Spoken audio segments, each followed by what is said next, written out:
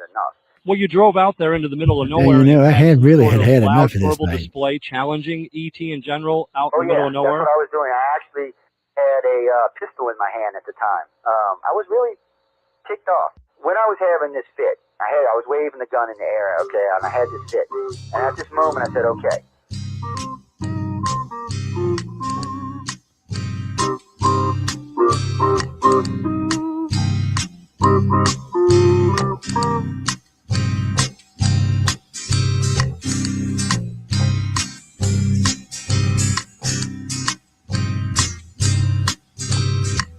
He was a Louisiana man named Montaldo. Folks around called him Six Gun Joe. Worked with ICAR, don't you know? Investigating UFOs. Out for a drive with a gal one night, they stopped to check out the reporting site. When an alien lit right there on the ground, he commenced to throwing his weight around. Now, old Six Gun didn't take too kindly to that kind of thing, especially without Vaseline or anything like that, you know. Seriously. Well, Six Gun looked that critter right in the eye and said, "Any last wish before you die?" Yo, reached for his gun, quick as a twitch, and said, "Fill your claw, you son of a bitch." Now a legend spread across the land about this pistol-waving man. But if you're from space or from Earth below, you don't give no lip to Six Gun Joe.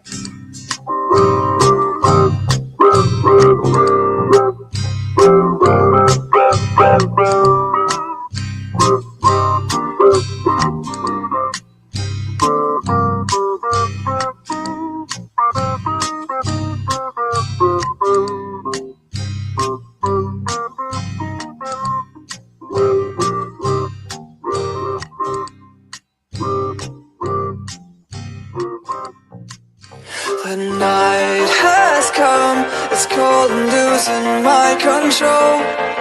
Your light is gone, and lonely darkness fill my soul. I wish that you could save me from my isolation. It's way too complicated.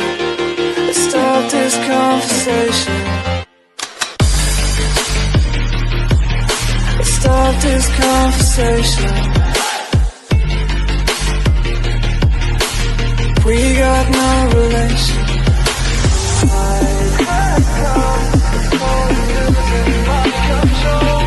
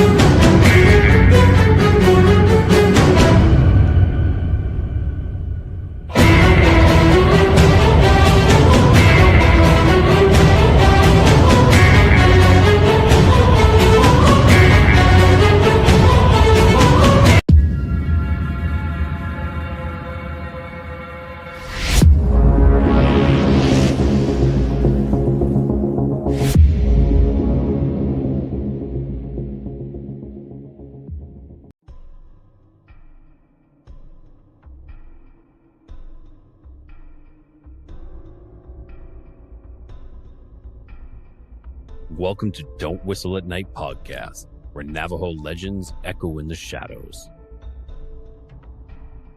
Darren and Dawn will guide you through the sacred fire of native storytelling, where the old stories breathe, the unknown walks among us, and voices, long hidden, rise to be heard.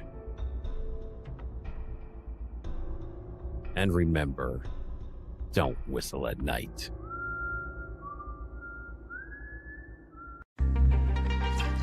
Hi, and welcome everyone to Ethereal Encounters Unveiled.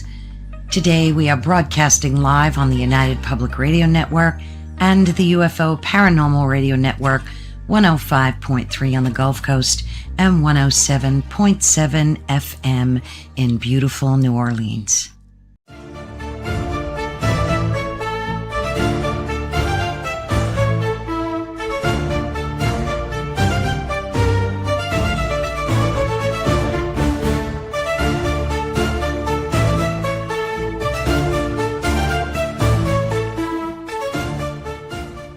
Welcome to the Light Gate, where reality bends and the unseen awakens.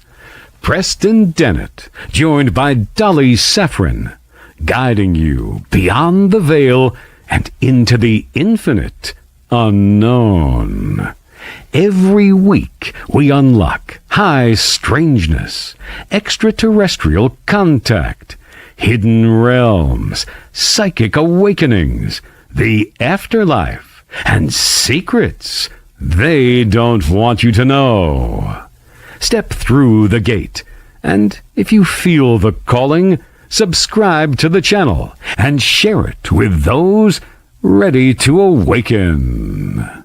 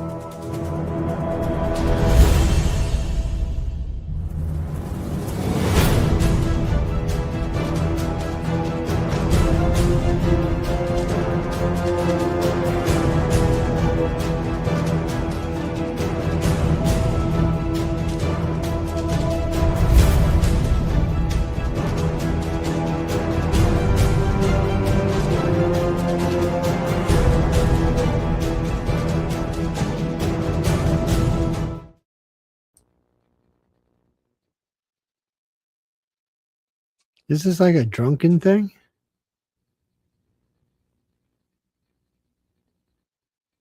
Okay, StreamYard, you're on crack.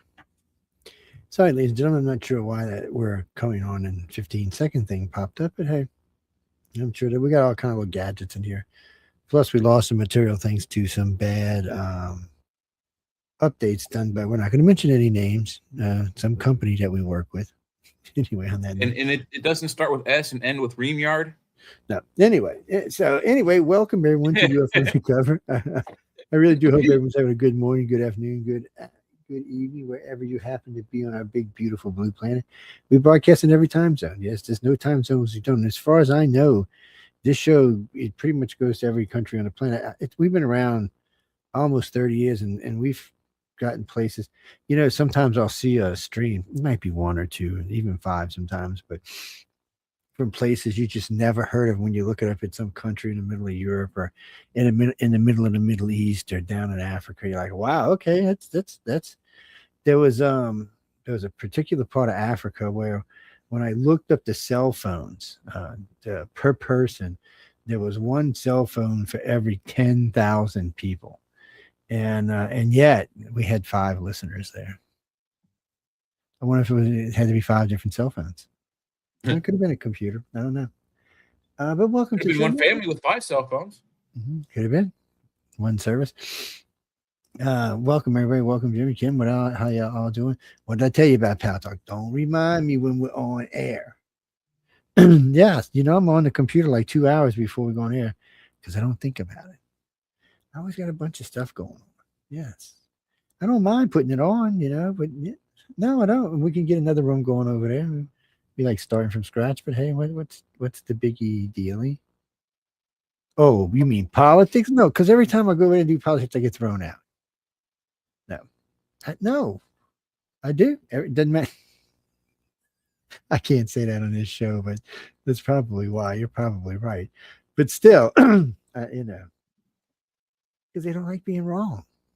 And what do they say now? Bring your receipts. I got a pocket full of freaking receipts. Man, what are you talking about? Oh, yes, it's a lot of fun. But anyway, welcome to UFO Undercover. No, because I've been being lazy. No, there's like 6, 7 guests I need to book. I've already talked to them about it, like last December, November, but frankly, I'm lazy. Anybody want to come be my Jay and I need a what do you call it? An intern. No, don't pay Yeah. anything for anybody asks. We poor. Radio intern. I'm Someone to poor. operate all the banners and overlays and music background stuff. Who's the richest person on the station? I know, but I can't say. No, because she'd be offended if I said her name aloud in those things. Well, I mean, You know, she's a regular host on this network. You gave everybody a 100% easier guess, and then they know it's only a girl. Well, it's have to. Well, we got a lot of female hosts. So it's not that easy. Well, I think we're at 65% female hosts. I know. Yeah. I know. It's scary if you're a guy around here, man. Oh, dude, you know what? That's offensive. I'll tell her you said that, but you better hope she never sees you because she will deck you until another month. Oh no, it's not the girl you want to be hacking off. Come talk to me Friday night about it or Saturday night about it. No, this show in Arthur's Quill, we just don't talk about stuff like that. No, we don't like offending people's senses. These shows are for research and for fun and to learn stuff. We're not really caring what your political views are unless you're like a mad person, and then we're just going to throw you out. We're going to wow you with how much we know about what the government knows and doesn't know. Yeah, because our government, first off, I'm glad you said it, Jay. You know, our government doesn't know much about anything to start off in the blankety first place. It's I can't even curse on the show. No, they're not. They because they don't. You know what? When I get into research a long time ago, before the sun even started to come up, I was like, man, our government knows all kind of stuff. Look at all these projects, all these programs, all these deep throats. Oh, man. You know what? I don't want to tell you all this, but that's bullshit. And it wasn't, some of it took some hardcore research and some of it didn't. It's okay. I might as well just get myself in trouble right out the gate. So everybody knows about Dulcie. I mean, I've heard about Dulcie even since I was a kid. Dulcie, the Greys underground, killing each other, blowing up shit, fighting all over the place, doing this, doing that, doing this, piling up human soldiers. And they're shooting up the Greys with machine guns. And I'm thinking, first off, Or a little Walther PPK in the case of Phil Schneider. I'm thinking maybe the very first time you might get lucky shoot a Grey with a machine gun. After that, this is not going to happen. No, they got shields and stuff like that. It's just not going to happen. Matter of fact, I think they call them compressors. So this is something our own government's been working on. They've been working on 2 projects, which is straight out of sci-fi. One is compressors. So it's a type of field that doesn't allow the bullet to compress to shoot. It won't shoot. It compresses the field so you can't fire it inside the chamber. It's not like the whole gun. It's just a chamber. I don't know how it works. And but it compresses anything that's like going to have a flame or a spark. I guess it identifies it and compresses it, so it can't ignite. No ignition, no gun. Then, and I've seen these before, but they're getting much more sophisticated now. It could also be a magnetic effect that fuses the metal, makes it so that with a handgun or a mechanical, anything that's not electronic, for example, not a laser gun, regular bullets and all still would work. But if you have a strong enough magnetic field, you could probably immobilize the internal workings of a mechanical. Yeah, but this they call these compressors. It gives you a sense of the actual the little charge is being compressed somehow or another. It just gives you that sense of they're using some type of field to compress it. And you know what? Those fields are probably quite big. Even a one person shield's probably a couple hundred feet. You've got a bunch of people together, a ship around, that thing's probably several thousand feet. So nobody's shooting anything inside. Doesn't matter what kind of weapon it is. Doesn't even matter if it's a hand grenade. So now, I hate to be there. That field, what happens? Does a bullet get through it? I doubt it. Probably just either turned to dust or bounces off. I doubt it's getting through any of that shit. There have been reports of people who said they have shot them.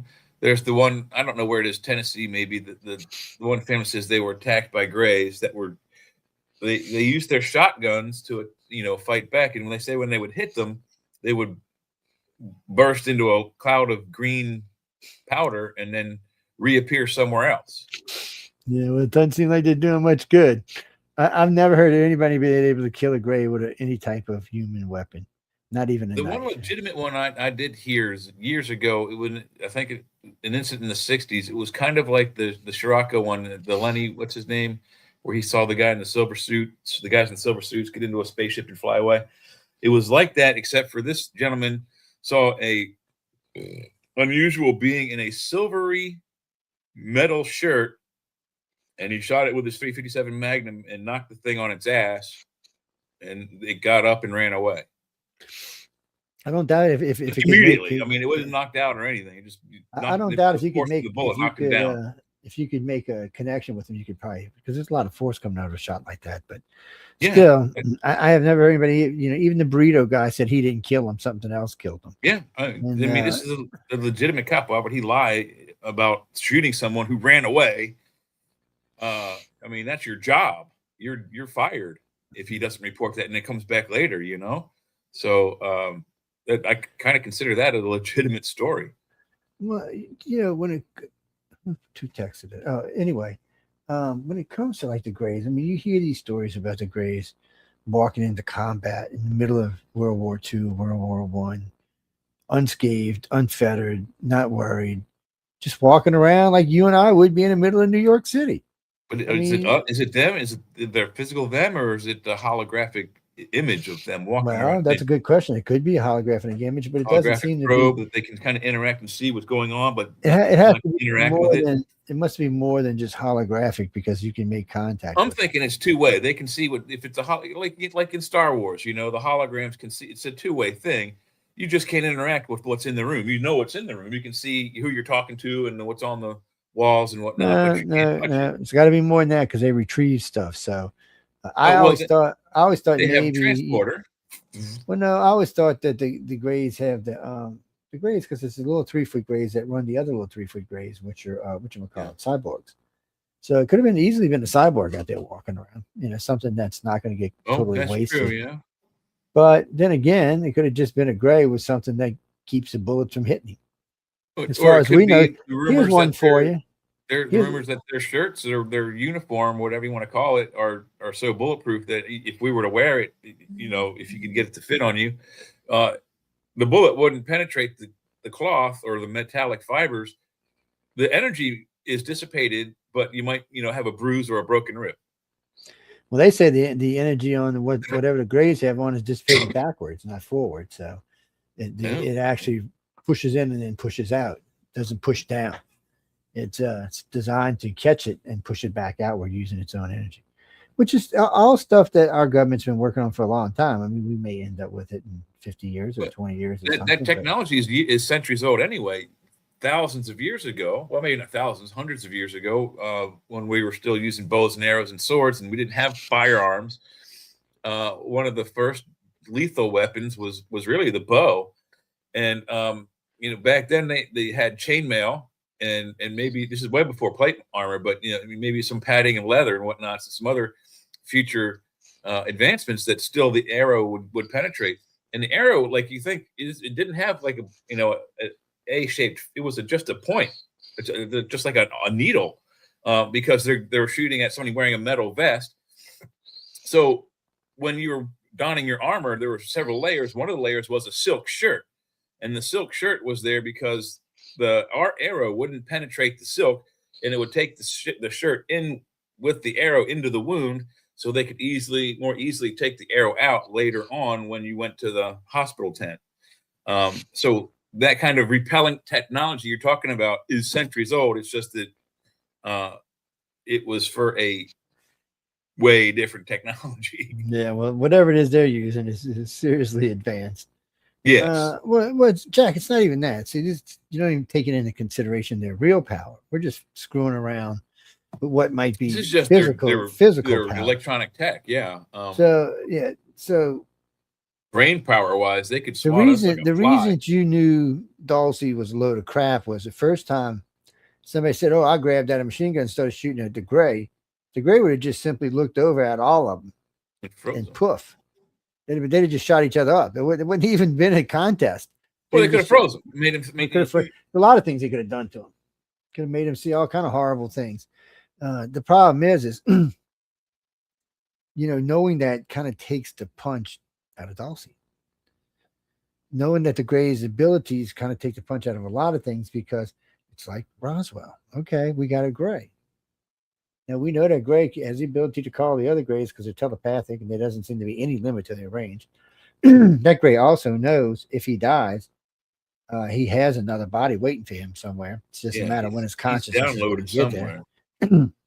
And another thing, I mean, Phil Snyder didn't last very long. His death kind of made everyone think what he was saying was 100% on the mark. But someone has, and I don't remember where I saw it, where I heard it, but someone debunked the fingers. And I don't remember what the accident was, but he had some sort of an accident where he lost the fingers on his left hand. And he claims it was from when the alien went like that and a little device on his belt opened up. And as he would put it, a beam came out and hit him and opened him up, gutted him like a fish, he would say. He gutted him like a fish. He wouldn't have been there to talk Wouldn't about be it. talking, yeah. And if the SF that threw him onto the elevator platform and said, "Get out of here," he probably would have left his stomach behind. So I don't really think that story, that Dulcie story, is. Now, there may be some truth to it. There are some rumors that there was a firefight between Army Special Forces and base Black Ops security at some point in the 70s, but I don't know anything more than that. Is it the same incident, or they just, I don't know. Well, maybe they just were trying to do something just to squash some of the rumors down. Because, it's unfortunate when some rumors get started, they're just not going to go away, true or not true, unless you get an outright debunk. And even then, a lot of times, if they're old enough, it's not going to go away. It's like the Betty and Barney Hill case. When I got involved and started rewriting the Hill case, I was kind of like, well, this is going to be a effing effing job, man. Is what this is going to be. Because people, they get it set in their mind. They don't want to change. But my problem was, and with any case, I noticed all the old cases, no one really questioned the case.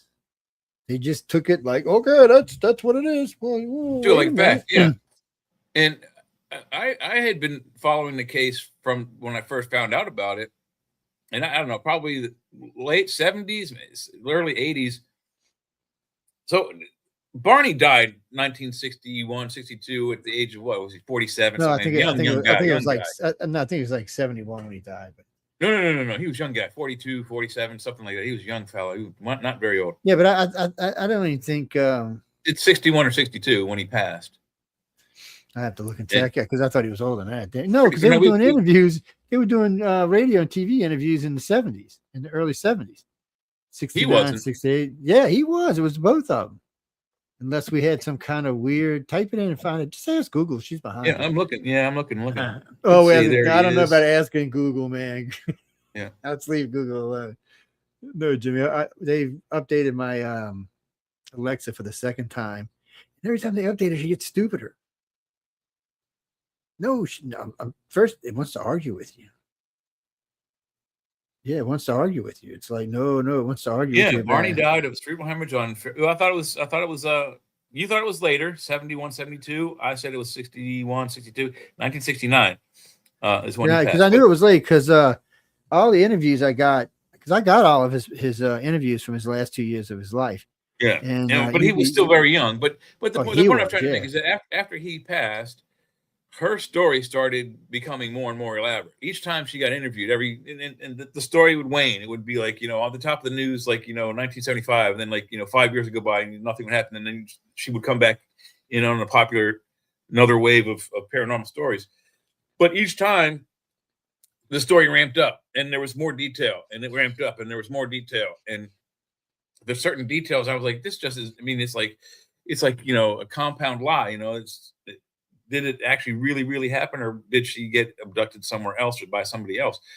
Especially the one and you pointed it out, I never would have come up with this idea, but the one, I think it was 78 or 1980, 81, 82, somewhere in that time frame.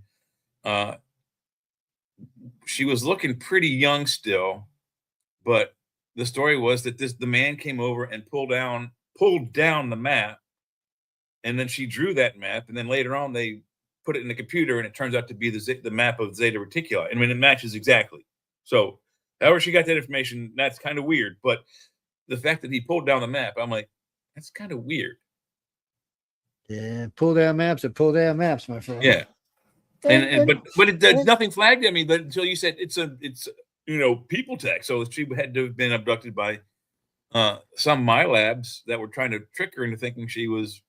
Well, there was so much of that though. The swinging doors with the holes in them. These are typical hospital or warehouse Anything doors. With windows is not alien. Yes. And walking up the ramp. But the first clue to me was I'm sitting there, and I didn't think about it because I'd heard this a lot when I was young, and I guess I ignored most. Well, anyway, I'm sitting there one night and I'm listening, and I heard him say, "Yeah, well, these guys come walking across from the ship, which landed in this set of stairs, came down, which is the first time I ever heard that." And then said he walked up to the car, and they looped their arms under there. He said they were wearing black shoes, black pants, black shirts, and black duck-billed caps. I'm thinking, whoa, what the beep? That's definitely black ops of some sort. That's somebody inside, and that's not somebody inside the military. That's somebody else. And I'm thinking it's a contractor. Yeah. I'm thinking, okay, well, just some BS. And then, of course, they had said this thing had hit their car on the trunk and made it stop. And it sounds like it sounded like it was like some type of magnetic field that they just shot down. Left marks. Rifle, probably. Yeah. Well, whatever it was actually physically attached to the car. Yeah. So they might be a projectile that and it left these little circle marks. So I mean, all of that sounds conventional. And then they're inside the ship, and the guy who looked like the little short alien that looked like the guy, what was his name, the big snooter back in the day, handed her a book, a paperback book. I was like, what? Yeah, that sounds like the greatest American hero, where the teacher gets lost in the back roads, and he encounters a UFO. They hand him a book with a box and a superhero uniform, and he goes home. And as he's going home, somehow the book, the instruction book that teaches him how to use the superhero uniform, falls out of his car. You know what I'm talking about? No, it's by the way, they're reviving that. There's just a lot of this stuff, when you listen to these cases, especially like with the Hills case, it turns out to be something different. There's no doubt the case that happened inside the United States, when everybody was talking about, it's a MILAB case. MILAB, right. MILAB. Well, I'm not going to get into the argument about which way you want to call it, just one or the other. But that's what that was. It doesn't disprove, and I fully think Barney was abducted by aliens. And no doubt that Barney was abducted by aliens. MyLabs is interested in that. I don't think they were interested in Betty. Sometimes in couples, they were interested in one, not the other. Sometimes both, but usually it's only one. But in this case, it was Barney. And every encounter she talks about, when their first abduction, the only thing that she can recall is the men standing in the window of the machine as it stopped their car on that back road. And when early on in my investigation, I didn't realize, I was a kid when I started this, 50 years ago. The thing with the UFO is that the UFOs don't have windows. They don't have rivets. They don't have seams. They don't. In every description of if they were actual real UFO devices, every description describes it as being of one, looking like one piece, molded from one piece of metal, or having been carved out of one piece of metal. No seam, no door, no visible window, no visible. Like when we put a house up, where the windows are. Big fucking hole. There's the window. Our ships, our planes, our boats, our cars all have windows. Their vehicles do not. Why? Because the panels or the materials on their vehicle, they can make transparent to be a window. They can see out, but you can't see in. They can make it so everyone can see both ways, or they can make it so you can see in and they can't see out. That's how the technology works. They don't need a portal like we do. So if you encounter a device with a window, right. It's not UFOs. It's not. What's a UFO? It's just not an alien UFO. Yeah, okay. It's just not alien. Gene, the reason we're talking about this is just, people ask how much does the government know? Well, obviously they don't know half of this stuff. So what's so interesting about Barney Hill is, and I know it offends Betty's followers, but what's so interesting about Barney is Barney they knew about Barney at a young age, 5, 6, 7 years old. I don't know when it was, but just once. So some psychologists along the way alerted the government because the government had become interested in him at a young age. On top of that, by the time he was just a post office guy, he had made friends with 3 colonels. First off, don't take this the wrong way, guys, but generally post office guys don't meld with colonels unless they're family. Right. It's just oh, dude, the colonel is one step away from a freaking brigadier or whatever. Yeah, because there's some brigadier or something in between. Major, it's major, and then wait, no. Major comes before that. It's colonel, and then it's colonel and admiral. I mean, colonel, not admiral, but general. Brigadier general. I think it's brigadier or some low ranking 1 star. Just we're giving you a star because we like you, kind of thing. But anyway, it's government just doesn't know that much about this. They wouldn't be out. First off, if they knew a lot, they wouldn't need to MILAB people. But is that true, or is that part of the intelligence? Why risk MILABing people if you know everything? Well, I mean, I don't know, but that's because the MILABs now that's military, not government. So it's a little bit of both. But there is rumor that the government, the U.S. government, the Russian government, Chinese government, European governments, not all of them, but some of them, have had interactions with one or more alien civilizations. The way the MILAB thing is supposed to work is all governments, or at least all significant governments on the planet, are aware of them. So there was a deal cut so that they can operate anywhere they want, anytime they want, unimpeded, unaggravated. But that was set up so that different people would be in different places. So for some reason, you'll hear the Russians, even like people in the Ukraine, have described it themselves, but other people besides that outside have described them like gendarmes, meaning French policemen. Yeah, that's not American. Yeah, that's not Americans. That's French. But then other places around the world, they're American. And then there's other entities besides that. And I notice in countries where there's not really any American speaking, it's countries friendly to that country that's doing it. But it's never the country, with the exception of this country, the MILABs are generally not handled by the country they're from, which is a little on the queer side. It indicates a central gathering place for all that intelligence to go. Yeah. It indicates there's already a one world government. We dumbasses don't know about it. Well, people. There is the rumor that this planet isn't entirely under our control. That the Draco reptilians are in control. I hope so. Have been for many hundreds of thousands of years. I like the Iraqis. They're the best out of the bunch. They like us, man. They think we're cool as hell.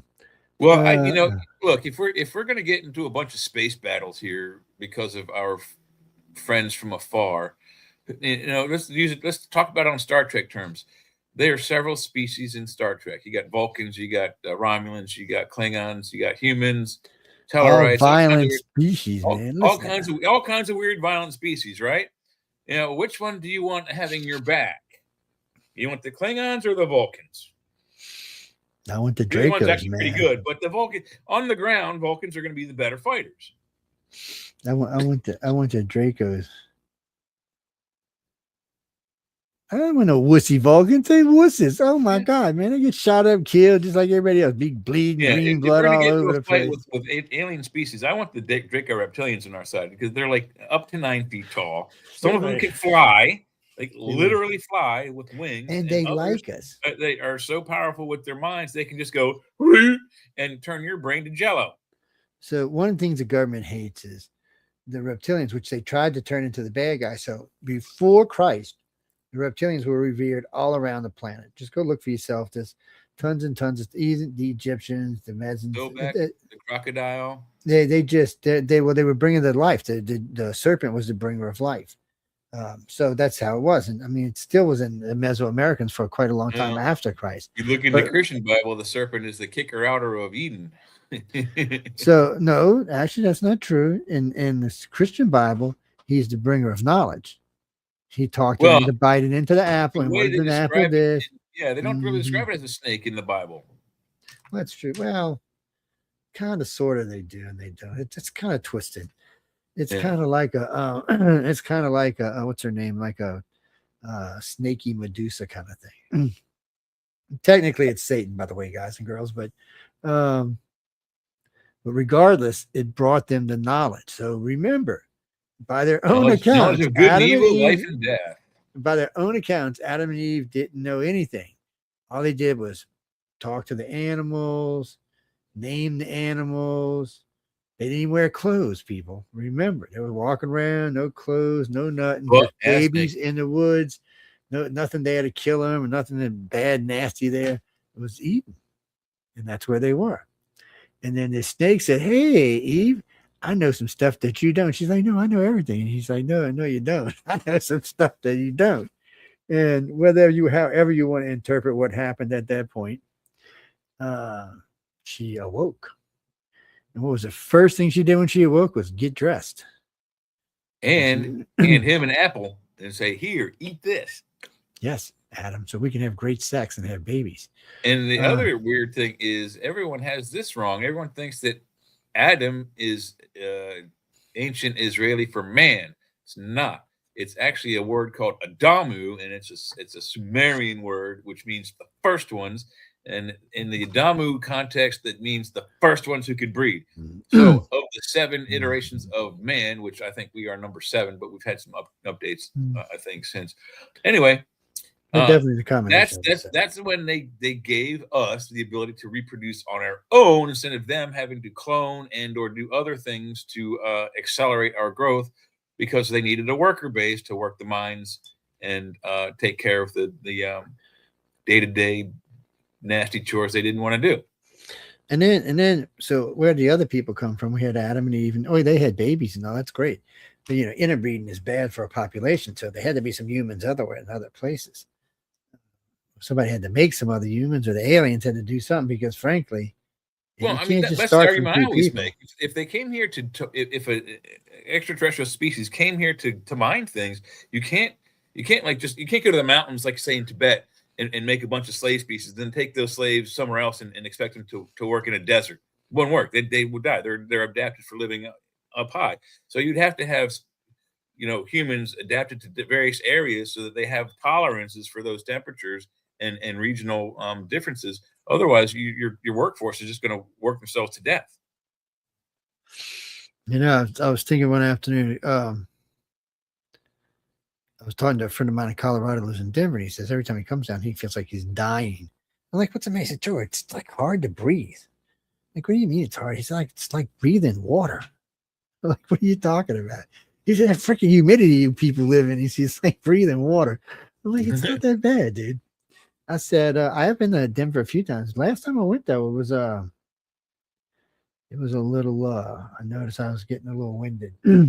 I'll tell you this much about deep South Georgia daily humidity. It may suck when you open the door. I've always described it as like being punched in the face by Mike Tyson. It literally is. You open the door from a cooled house, it's like, oh. But the good thing about the high humidity, when you go back into an air-conditioned room or house or building, because you're covered in sweat. I mean, it's just like a slimy. As soon as you open that door, it's like, oh. You just want to stay in there and hold the door open while the cold air just brushes past you. But most store owners, they don't appreciate that. So yeah, no, they're like, "Shut my damn door, asshole."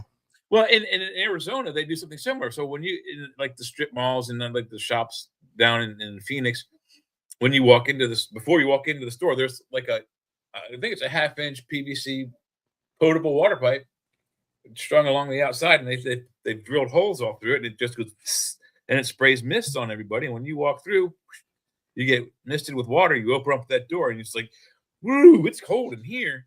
I know.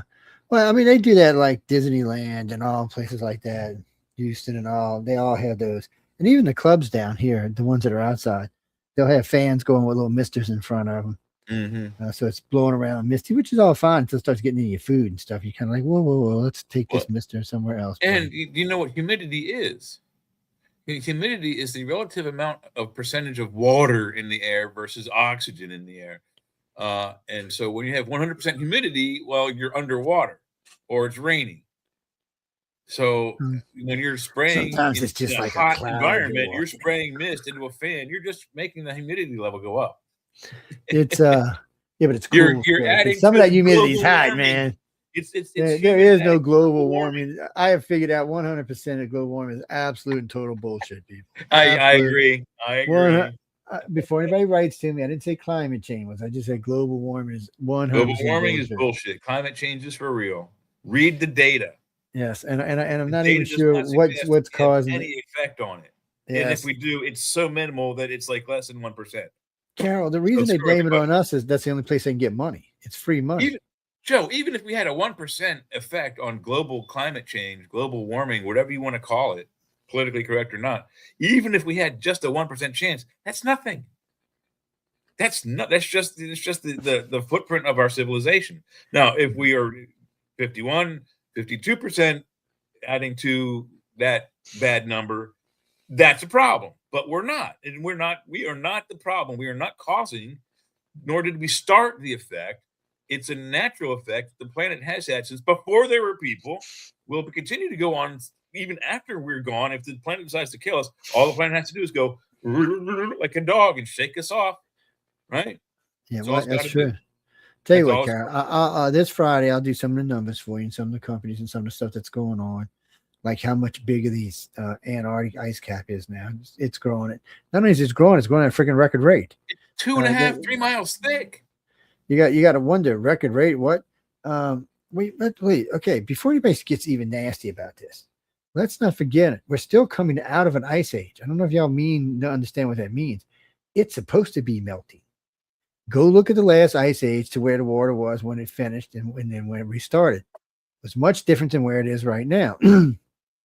So, well, I can tell you one thing. People have always asked, who built Machu Picchu? How did they build Machu Picchu? It's above the tree level. Not if you melt all the ice, it isn't. Yeah, that's true too. It's not. So we know for a fact on this planet, at least twice, all the ice was melted, and there were animals and things living on the planet. Matter of fact, just 150 million years ago, there was no ice on the planet. None. Zero. You want to know something really weird, though, Joe? Well, how do you think there was big oceans in the middle of the United States if the water wasn't all over the place, doofus? Center of the United States is about ocean. You want to know something weird about the northern ice cap? There's nothing underneath of it but water. Yeah, in no trouble. Land. There's nothing substantial underneath of it but ocean. And everyone keeps saying, oh, well, that's where Admiral Byrd flew his plane into it and went under to the center of the earth. Yeah, bullshit. It's a floating ice cube on the top of the planet, sitting there spinning like it's on spin cycle in the washing machine. I think that's fascinating. But everybody thinks it's some kind of entrance into the inside of the earth. It's an ice cap. It's exactly what it is. It's just ice. Nothing underneath of it but ocean. Diesel wouldn't matter if it's a continent anyway. Just move. All the continents on the planet move. Y'all forget we were Pangea at one time. We were all one big happy family continent. One big clump of land. And then, matter of fact, they were showing, where it is. It's just four pieces that connect to make one piece. Oh, it's Africa, the UK, us, and somebody else.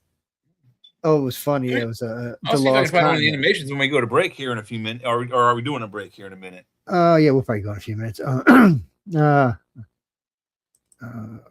Frank, I mean, it's not global warming; it's climate change. But what do you think about the rumors, though, which we just kind of touched on? Then we went on this huge tangent here.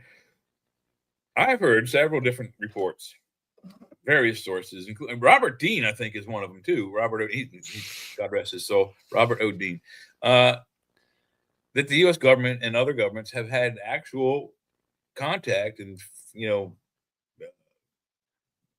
I guess you call it treaty talks with extraterrestrial civilizations and or organizations. Alfred Weber and what's his face, Sala would tell you, I'm the guy that's supposed to do. That's my job. Legit, I'm on the list. That's my job. If there's legit contact, y'all didn't know that, did y'all? No, y'all didn't. Now they can probably come brainwash all of our listeners. Y'all will get some real flash tomorrow. Y'all can drive. Oh, it was a snow blind for a second. What was I thinking about? Oh shit, no. What's that? Wait, I was thinking about something. That's why I don't like telling y'all secrets, man. It's why Jazz would say, Joey, I'm snow blind. What the hell, snow blind? But he'll forget what was going on. It's the problem is first off, our government's very big. It's very spread out and it's all over the place. And it's connected to a bunch of other governments. You could call it compartmentalized. The men in black, which are technically ex-politicians, usually pretty high up, older senators and colonels and stuff like that, generals, admirals, big wigs from Boeing, Lockheed, and places like that. They're the men in black. Are they NSA or are they Magic 12 or the Jason? Technically, they're under contract by the U.S. government. Now, who do they answer to? Yeah, that's what I'm asking. Yeah. Well, I met the guy. I've told y'all about the story about the guy I met, Senator McConnell back in the day, who was in charge of the appropriations for this and didn't know about any of this stuff. So knowing that makes me wonder who actually knows. The president don't know. We know that from Clinton and Clinton and Trump. Daddy Bush might have known. Oh, I guarantee you, both Bushes knew. Well, both Bushes knew more than their, friends and presidents preceding them. Well, according to one of the Democratic presidents, they've only ever told Republican presidents. They've never told a Democratic president. They've never been invited to. Well, maybe that's why Democrats are pissed off all the time. I don't know. No, Jesse, but you're going to ask me about that on Friday. I guess that's because UFO researchers and guys that believe in aliens don't like to play with guys that hang out with pedophiles.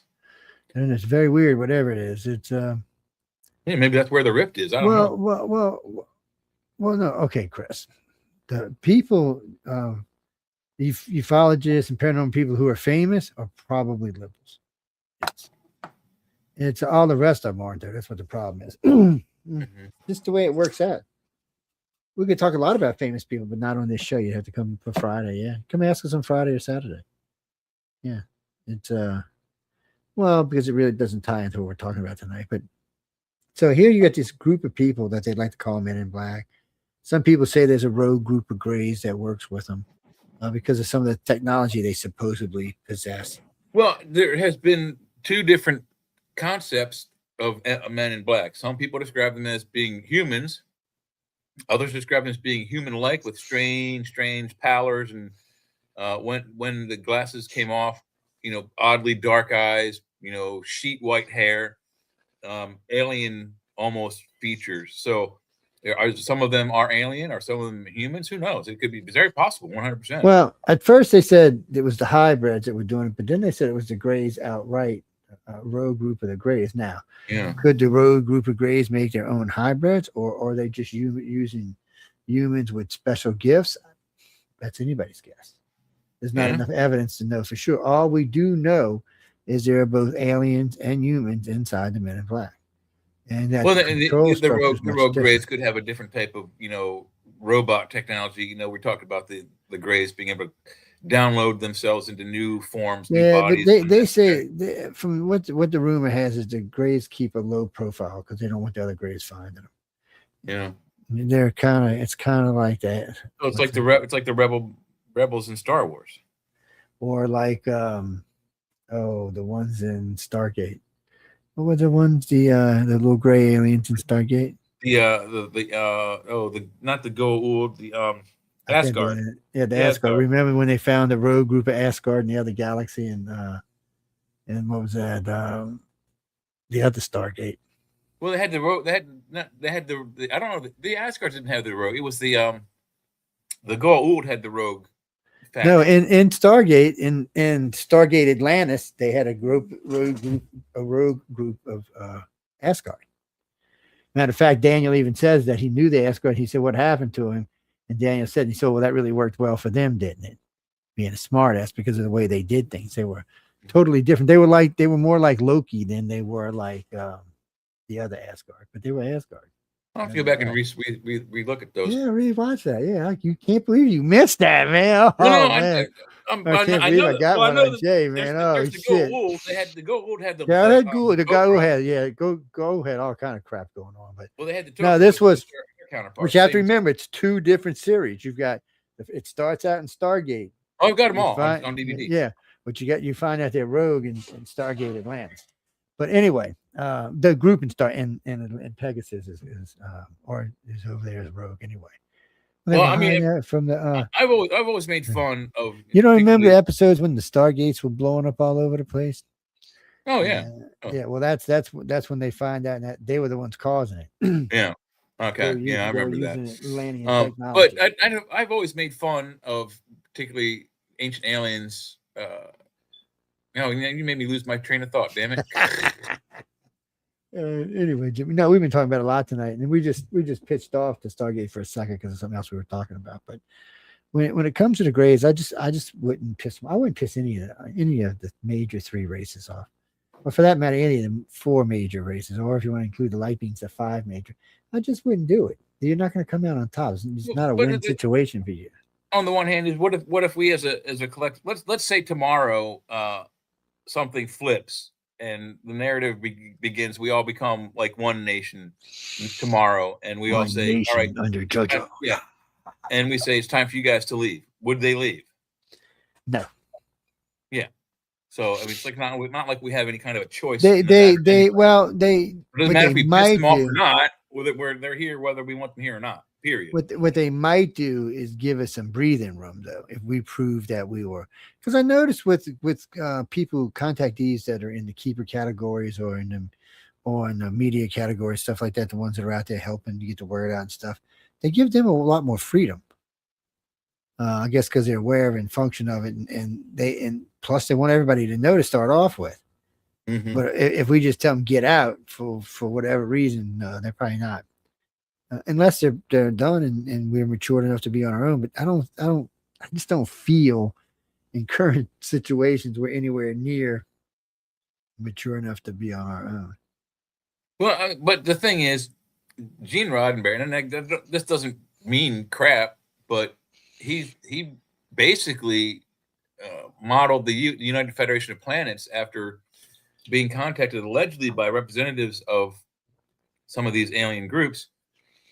Had told him about their structure, that there were, some 40, different species and 120 or 80 different solar systems they had in control at that time. And he made that into Star Trek. So they have the prime directive. Do they believe in that? Is that something that's actually them, or is that just a bullshit thing that Gene Roddenberry came up with? It's I don't know if it's like what we think the prime directive is. First off, if I remember correctly, it's more like 380,000 solar systems or more. Yeah.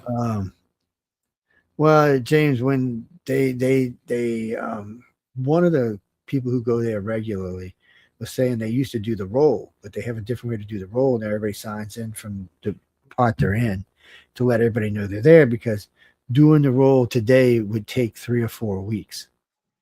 That's how many people are a part of it. But in the beginning, from what everybody says, in the beginning, it was just one big fucking nasty war, basically blasting across our galaxy.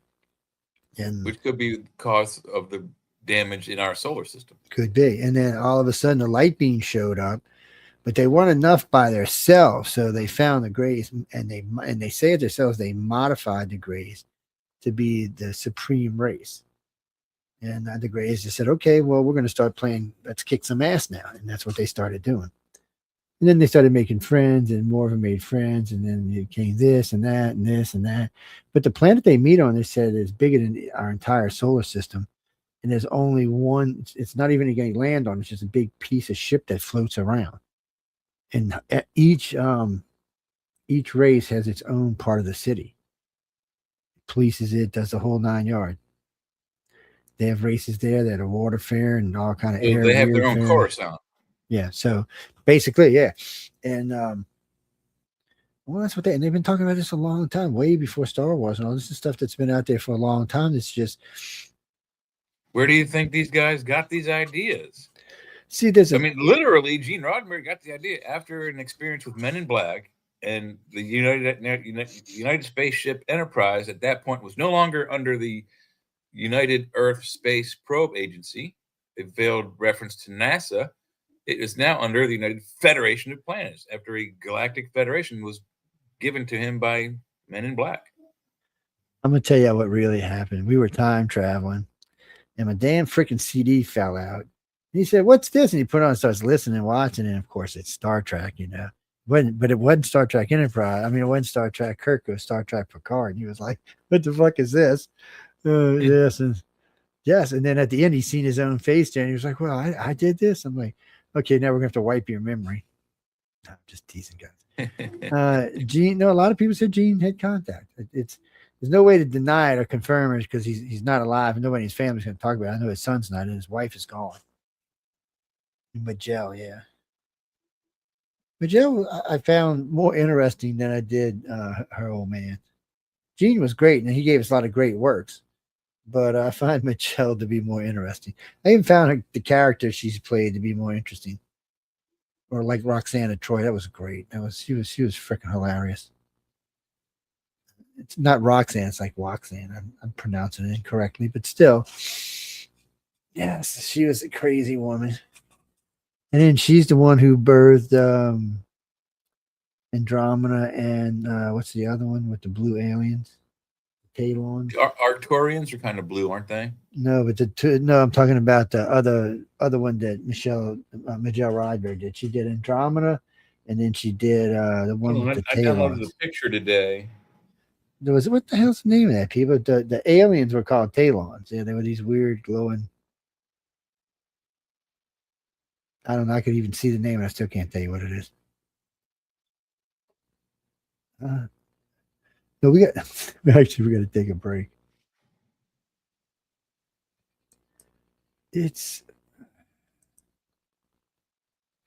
Let me look right quick and I'll tell you. I don't quite think it's what you think it is, but give me a second and I'll tell you.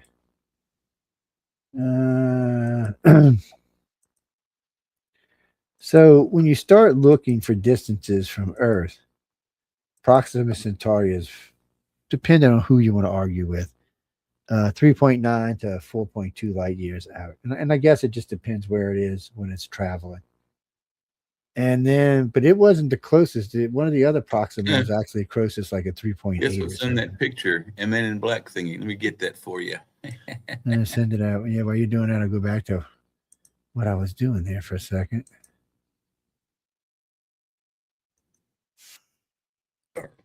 Yeah, by curiosity, unless it's something we're curious about. What's that Jeffrey love songs? I don't know about no love songs. It's like get crazy, man. Maybe a good Reagan speech or something. I don't know about no love songs. No, we played Red Food the other day, or last week or something. Nah, move on. Nope, no Metallica, sorry. No, we ain't playing no Metallica. Yeah, because every time we do, we get popped off or something. It's bad enough we get caught up on no, I used to play Van Halen, but I'm not too comfortable with it either anymore. Just one of those things. Hootie and the Blowfish. Hootie's not bad. I'll tell you. We're gonna play this. This isn't the official one. Maybe I should find the official one. But this next song is about alien abduction. Yeah, we're gonna play it. Well, I don't know if I have the actual. I got a different video for it. Let me see if I can find her. No, it's about an alien abduction. Yeah, here we go. This is the original video. I like the one they made with the two girls because it's goofier, but we're gonna play this up in just a second and we can find out where y'all pretty people are. Wait, what we got up here? Oh, hold on. I was getting ready to look. Oh, we can look at it when I come back. Okay, yeah, we come back. Yeah, I didn't know it's gonna come up automatically. I got to change that. Sherry Lamoni. No, this name of the song is called Sail. And it's about an alien abduction. Matter of fact, if you pay attention to it, and if you ever seen The Fourth Kind, it's like parts of that is in there. I'm just telling you what's coming up. That's all. I'm just doing my job. Yes, this is about an alien abduction. He looks alien, all right. This is what when the song was written. That's what it was. my business partner actually called me on a job site to tell me about the song when it first came out. Oh, it's about aliens. You need to go play it. I'm like, all right.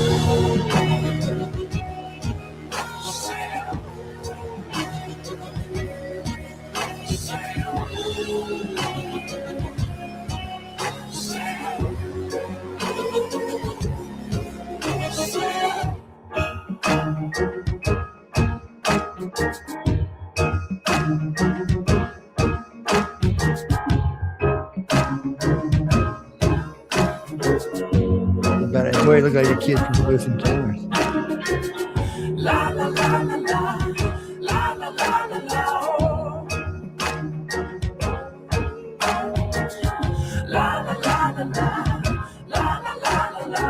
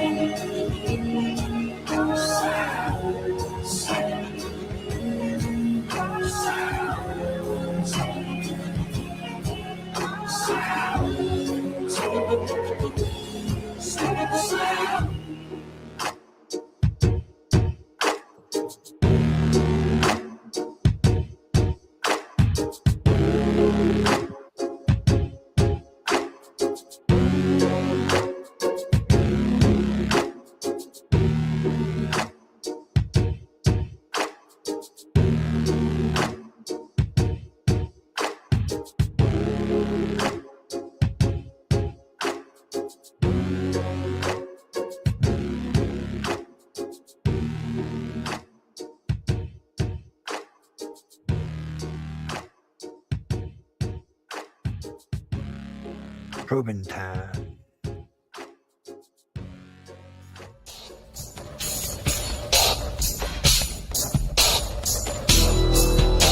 Welcome to the Outer Realm with Michelle DeRoche and Amelia Pisano. Airing live on the United Public Radio Network, 105.3 FM in New Orleans.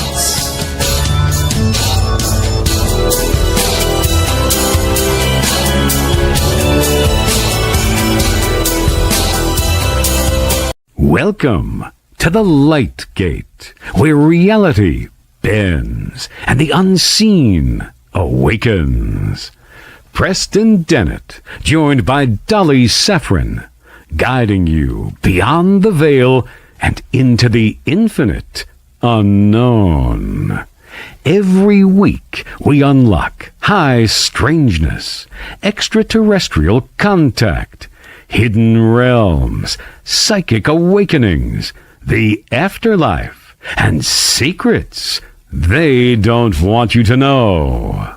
Step through the gate, and if you feel the calling, subscribe to the channel and share it with those ready to awaken. Ho, ho, ho, ho. Whoa, ho, ho, ho, ho. Hello, Welcome people. back. Yes, welcome back, you weirdos. Looky look. There it is. We got aliens. They blow that bad boy up. Let me go to that page there real quick. Hang on. I just do it on my own screen. I got you. People, y'all know y'all can blow up anything that's on your screen, right? Anything that we have posted. I can't hear. So it's only at 50%. It's a big picture. So it's got Alpha Draconian, amphibians. We'll go and look at each one. I'll blow it up. Andromedans, Arcturians, Atlans, Cetians, dwarves, grays, grays short, grays tall, hybrids, iguanoids, Genosians, Corendians. It's one of the gray species. Lyrans, MIB, moon eyes, Nagas. Gee, I wonder what they look like. Nordics, Mantisoids. I think they're bullshit, though. Mothmen, Pleiadians. Here's a hard one. Procyon, Reptilians, and I guess they need Draco. No, I guess there's a different reptilian. Syrians, Tyros, Umites, and Eva Borgs. That doesn't sound very good. So let's blow it up. Whoa. A little much. There we go. Can everybody read that? I can't. Can I make it out? I can see it. I can see it pretty good, actually. Yeah, but I can read the description, but I also got my screen blown up all the way too. All right. So at the top is Alpha Draconian, and that looks like one that's winged. Could be. It's the Draconians basically are all, and that's not even who they really are. The Draconians is just one of the recent systems they inhabited. It's a colony. It's not even who they are. So when you hear them identify as a Drago, that just means that they're from that particular colony. What species they are of reptilian, I know of 12. They say there's 14. They're all the same species, though. Their DNA is the same, except for they grow different appendages. They have different things. They have it's almost like whatever created them or whatever planet they were on created a diverse enough population that they could defend themselves without real technology, at least in the beginning. Well, you hear stuff all the time about different reptiles, like the winged ones, and there's a couple of versions of winged ones. There's like what I'd like to call a bat winged one that looks more like a dragonfly because there's 4 wings. One that has a more bird-like look to it. So that's all still the same species. And why they have different style wings is beyond me. You'd have to ask them. Well, I mean, if you look at some of the pictures of the Anunnaki, some of them have 2 and 4 and 6 wings. And then when you look at the amphibian one, some of them have it at the base of the throat, some have it at the top of their neck, some have it in the back. You'd have to ask them why they're developed that way. I'm sure there's reason for whatever they were on their planet or for whatever they were doing. And then the height thing, 3, 6, 9, that's another thing. Why did they devolve like that? Why do the grays almost rule like that? I mean, they have their height is almost how they rule. I mean, the 3-foot grays, 3-4-foot grays, they really are just the bottom. I think they're scientists and stuff, but they're still like the bottom. The 6, 5, 6, 7-foot grays, they're more like management. The real or anything taller than that, anything over 7 foot that's a gray is probably royalty. Yeah. So it's just odd the way, I mean, you'd have to ask the little grays if they're happy or not. How do I know? So, but if we have this information, how much of this information has made it to the government? Well, by now, most of it, but there's still things but a lot of things, with the different races that hasn't made it to the government yet. And there's things, of course, the government can't authenticate, so they're not sure. It's kind of like, how can you? I mean, if let's say they came here, tomorrow made themselves, their presence known. It was the first time they got here and like, hi, we're from, so and so. How are you going to prove it? We don't have the technology to back up their claims at all. Well, I mean, we could shoot a message to their home where, of course, we wouldn't hear nothing back from them unless we couldn't get it there, and unless it was around the block, it would take forever to get it there. But I mean, that's the same. That's the same as a video phone. It's the same as a phone call. Without a video phone call, again, how are you going to verify it? It's going to be near impossible. Well, yeah, you'd have to go there. What did Captain Kirk say in that movie? How do you? Or no, Dr. McCoy, you're gonna ID God. Yeah, let me see some ID, buddy. Credit card, your God? Yeah, I am. Let me see, buddy. And you don't have to ID him when he zaps your ass to somewhere you don't like. You'll know. Yeah, everybody got hit with lightning, but I mean, you still, you got to be able to verify somebody's claims, and we just honestly can't. We have no way of verifying any of their claims. And check out these Atlans here real quick. They kind of look like the Asgard from SG-1, don't they? Yes, I bet you they're just another form of gray. Yeah, absolutely. Well, I mean, there's a bunch of split off species of gray. I mean, they're all also still the same species, but right. So there's about 5 or 6 of them. So I think there's more than that. It's going to be like this. Yeah. In a million years, there'll be 6, 7, 8, 9 versions of humans living in the cosmos. And as we're growing and adapting to live in there already are. More. Look at those guys, the Cetians from Tau Ceti. Yeah, but I'm just talking about us, our own species. There'll be 9 or 10 different versions of our species living out there. They'll have, transformed for this reason, mutated for that reason, been changed for this reason, but their base blood will still be human, but their outward appearance won't look as human as it used to. Well, Jack, there's always a reason for a design of a body. Nature has tendency to design your body for your best skills and protection. Mm-hmm. Well, it gives lions a big, powerful jaws and ripping claws. Humans don't need that because humans are smarter. But humans still need to be able to defend themselves and to take care of themselves, because a little human body against a big lion is nothing. The lion will eat you in a matter of seconds. That's why we're able to reason, make ideas, and come up with plans and make tools. That's why we make a big, long stick and poke him in the eyeball when he's running up on us. Right. Well, it always bothered me when they say we grew up in the plains of Africa. I'm thinking, really? Do you know how many predators live in the plains of Africa? Yeah. And how many animals out there are much better suited to get away from them than us? I don't know. Yeah, the top speed of a running human, I think, is like maybe 12 miles an hour, whereas a lion's walking speed is like 8. Our walking speed is like 4. We're not fast enough. Yeah, we're not strong enough, fast enough.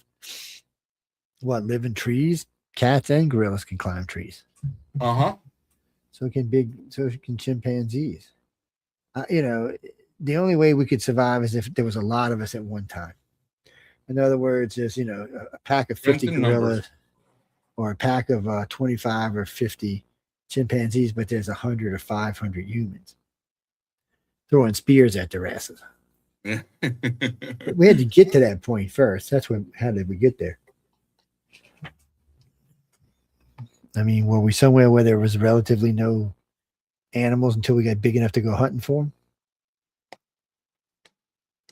Remember, when you're out there hunting the tiger's liable to be hunting you as well. Mm-hmm. Hey, I don't make that stuff up to you. But anyway, getting back to, I got to get back to the other screen so I can see what I was doing.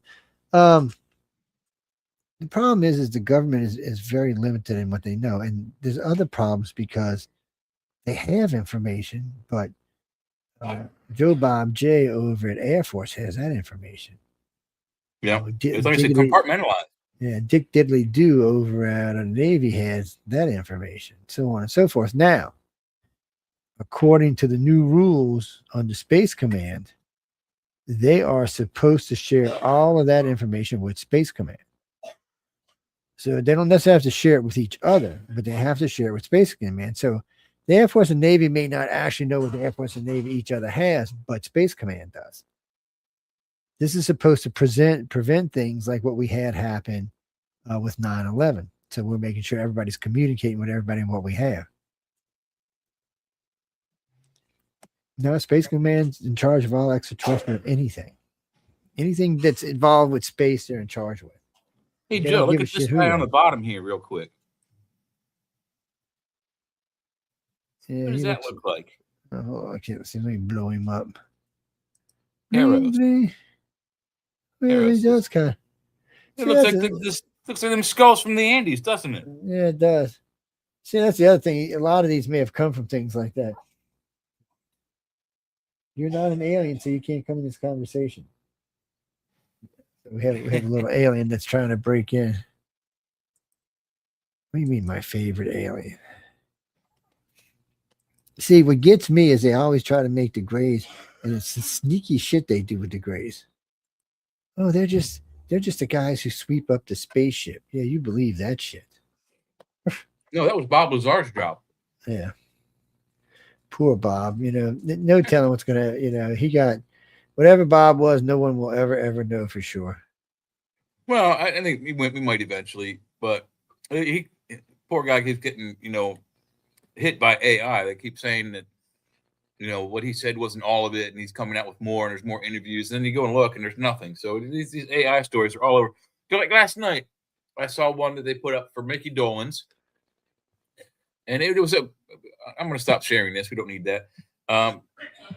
It was a political post where they're talking about Mickey Dolenz, how he was talking about the things going on in Minnesota and how what their people are doing is wrong and not. They have it all wrong or whatever. And it was well worded. So I was like, okay, I'll share it. I thought it was pretty cool. Someone in the threads mentioned that this sounds like something that Janis Joplin said in the 70s or 60s. And then hours later, the exact same phrases that I thought that they were attributing to Mickey Dolenz from the Monkees, they're now attributing to Keanu Reeves. The exact same script. So it's like these AI stories, they're getting on my nerves. It's getting harder to vet the fake ones from the fake ones, but they're all fake. But most of them lie, and it's bullshit. And it bothers me. Sorry for my French. Well, no, I mean they're going to have to come up with a way to start detecting what's what because it's not a healthy thing, and it's allowing for too many fakes. I mean, it's just you can hook a good sighting, and I guarantee you we'll start seeing hoax sightings and get into mainstream ufology because mainstream ufology is desperate. Well, they're already out there. I mean, right now, ufology has nothing. Oh, Congress wanted to talk to people. Okay, that's over and done with. We're going to listen to Greer. Greer don't know his ass from a hole in the ground. He's the second biggest liar in ufology. Ask him to prove it. Next time you see him, he's telling you a bunch. Just say, "Can you prove it?" Yeah. Where's the evidence? Can you prove He's it? got a lot of hearsay, but not a lot of, nothing to back it up. Well, he was telling me about some people. When last time I seen him, which was a while back, I'd seen him in D.C. and he was telling me some bullshit about these people that I just happened to know the people he was talking about. I was thinking, okay, Dr. Greer. And he said something else to me. He said, well, you don't sound like you believe me. And then I looked up at him and I told him, I mentioned the two guys' names and they were friends of mine. Oh, yeah, might not have been Jay. Yeah, I said, yes. Okay. Mm-hmm. The end of that. Actually, Gene, what set me off on him is I was at a conference and a friend of mine came by and said, hey, we're going to go out and have a spiritual ET enlightenment with Dr. Greer. And it's only it was only $3,600. Oh, yeah. That was it for me. No, that was it. And then we were doing a gig and I had ran into him. Somebody said, look, if you ever need me to come on, just give me a call. I'll bring you on. So I called up his people. And the guy was telling me something. And I said, well, he told me if I ever need him to come on for something. I said, we're doing a big thing. He said, well, it's $5,500, right? I said, what? I said, dude, he was doing it as a favor and you're going to charge me. I said, you just made an enemy where you didn't need to make one. And for a long time, his ass, went nose diving down. It's still here. Really, hasn't recovered. The problem is you can say a bunch of shit, but sooner or later you got to start producing. Yep. Just like with these AI stories, Heidi's got a story, thing about her granddaughter saying that the ships are coming, Anunnaki are coming back. There was, and I don't know if it was bullshit, but I think it was an AI story it showed like I guess a computer aided telescope image of what looked like the Ezekiel wheel, a wheel within a wheel kind of thing from the Bible in space moving. But then they tell you about these things. They don't link you to any actual photographs or videos and all that kind of stuff. So that's are because they it's on a the way? bait. Well, I there's a don't lot know. of those bait and click links out there. I mean, there's a lot of them. I have to agree. Anytime, matter of fact, on a couple of different platforms or more, when I see this particular style link come up, I just type in bait and click and move on, because that's what it's going to be. If you click on it, or if it says go to the bottom and look, or you do this, it's always going to be some kind of link. Yeah, or comments. The rest of the story's in the comments, and it's a link you got to click on. Bullshit. It would be nice if Facebook would stop that crap, though. Yeah, it's not just Facebook; it's all of them. Yeah, it happens on X. It happens on. I don't know what's going to go on Twitter. It's now. gotten into the algorithms of all the platforms, so it's going to. I don't think we're ever going to get rid of it. Well, we'll see with TikTok, because they just got bought, and they're changing all their algorithms over. So we'll see what happens with that. She might know. She might have a sixth sense there, Heidi, that they're coming. Jeffrey, you mean like Mars attacks? Is that what you're talking about? Where they ride around making that weird noise and all the aliens' head pop. Yeah, I forgot who's saying that. Ooh, but it was horrible. It almost made my head pop. Huh. No, they actually mentioned the artist in the movie. There are so many cameos in that movie; it's ridiculous. Oh yeah, Mars Attacks. I mean, everybody's cameo in there. Just about, yeah. It was just one of them goofy movies. It's kind of like a Cannonball Run. Yeah, cameo. Yeah, some of them, just what they do. That's the movie, basically. One big happy cameo. What, Michael? Cameos. Cameos are when famous people just pop into a movie somewhere. For like a minute, yeah. Yeah. I mean, it's a mad world. The Cannonball Run movies, most of your Bob Hope, Buddy Road movies with Bob, whoever he went out with, they were always running into different various stars throughout, and they would also introduce new upcoming stars that way. Yeah, pairing them, putting them in a movie with a huge Hollywood block star movie. Yeah, Heidi, she's probably an alien. You better be careful, man.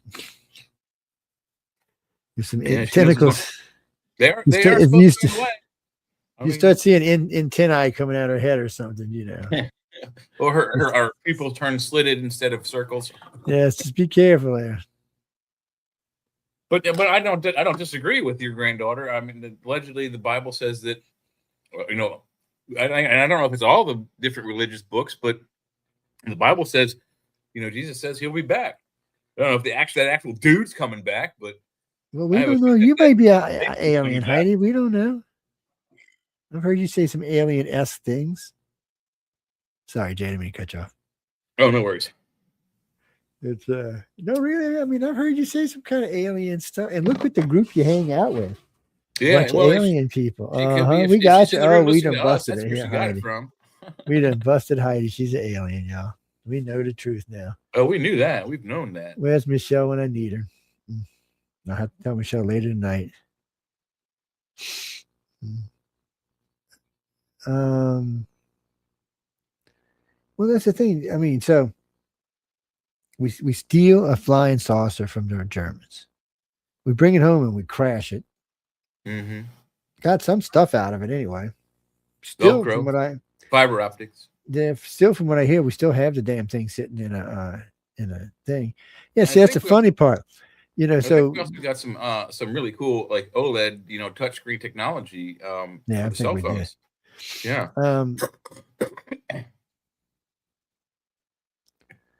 No, Jack. So we got it from the Germans. We basically hijacked it, brought it over here, tried to fly, crashed it. But no, the Greys didn't crash, and the ship, the Greys got ejected. And I guess I don't know if it was like a shuttlecraft or escape pod, but regardless, it broke up into 1,000 pieces. That's not how a big ship's going to act. Then they found the one in Corona on the same day, which was the ship. Well, it's interesting because many people said there was a burnt hole in the side of that. Or a ripped gouge, yes. Yeah, there was actually they described the edges as folded over on themselves. Yep. So And whatever was craft is hot described enough as a delta wing. Yeah. So whatever was hot enough to move them over. They were like 4 or 5 human like things that they were kind of glowing a pinkish color. People thought they were humans, but had just been contaminated by radiation. What they found at McBrazel's ranch was grays, but they found them in what was left of an escape pod, I guess. Because when it hit the ground, it disintegrated. And that's not any deep space craft. That's something an escape pod or maybe a shuttlecraft or any damn thing that Whatever it was, is it blew up for short range. Yeah. I think the debris field is like a quarter-mile wide and about 3 miles long. So Denise, the best part about that is where they say we got all the technology from. We haven't got any technology from the big ship. We still don't even know how it works. The only thing we got from that was like, the idea of what the technology of their exotic hull skin material was. Yeah, and the reason we got stuff from the other craft is because they're what we would call click and touch technologies, click and switch technologies, meaning there's a physical aspect to them. Most of the Grays technologies don't have a physical touch to them. A lot of the other races don't. Yeah, if anything, there's a sensor panel for their fingers to connect, directly mentally with the ship. Yeah. Well, and they call it melding with the ship. Well, even some of the other races don't. They don't actually meld with the ship, but they have telepathic technology as well. Right. These are the physical craft, not the living craft. They actually physically, what I hear, meld to the craft. Yeah, they do with the physical craft. And that's from my understanding, strictly. But the metal nuts and bolts craft that are seamless and no windows. Once again, no windows. And when the door closes, you can't tell where it is. There's no visible seam. They have indentations in the panels where the Grays could put their fingertips and connect their brain with the fiber optics within the ship and control various aspects, like, I guess, the air temperature, how fast you're going, turn left, turn right, go up, go down, shoot. That kind of shit. Sorry. Pardon my French. When they're you talk about in the medical theaters, most of them talk about that the Grays just look and think, and that's what happens. No, so in what we would call the cockpit or the command part of the ship, usually there's either panels like Jay was just talking about, or there's seats that you just slide into, and your whole entire body melds with the craft. Yeah, you become one with the craft, so it reacts directly to you. Well, Grays work in a three rhythm thing. I don't know why they do that. It's where we get the idea of the triumvirate, God and Father and the Holy Spirit. So that's the way they work, and when they all three hop in the ship, that's the way it goes. No, they could. Well, most of the technology on the ship they can just think about, but there are some things I think they have to physically touch, and I hate to say it, but I think it's more a security measure than it is anything else. I'm pretty sure. Yeah, it's like a key. If you don't have the right DNA, I guess the ship won't meld with you. Yeah, because I'm pretty sure the Grays can control every aspect of the ship just by thought. But I imagine when you're melded with the ship, one, that's their security key, like he just said. Plus, everything is one. So there's no really thought. If you think it, the ship does it. Yeah. Well, I guess the ship could get mad and kick them out, but I don't know. I've never heard of that. But we don't live with the Grays, so it's no way for us to know. Operating a ship like that versus a ship like one of our Navy ships, when you say fire, you're sending a message through 3 or 4 people before it gets the guy who pushes the button, at least in World War II times, and then boom. So, but with the ship, you go fire, it happens right away. So fighting something like that is got to be, you have to have something that reacts as quick, something that's biologically intelligent. Jimmy, most of our hardwire stuff can be shot from the bridge or from the gun itself. And there's a reason why. The old days, what Jay was talking about, was just the way things work, including steering the ship and throttling the ship. You would talk down the pipe and go all the way to engine room. They would give you the throttle, or it was just the way things worked. But today we do have the wire technology. But the reason why you can fire it at the location is because bomb may hit your ship and sever the wires. Or a lot of people gets hit. Yeah, the gun can still operate. So then they thought about going Bluetooth, making all the turrets and guns. Then they're hackable. That's what I said. I said, well, isn't that hackable? Well, why would you risk that? You have your own missile shot at your head. So, Yeah. So you got hardwire from the bridge to the gun, and then you've also got wire from the gun from you to the gun, wherever you happen to be, including missiles. They can fire missiles on the, unless they changed something since I was in, they could fire missiles from the deck.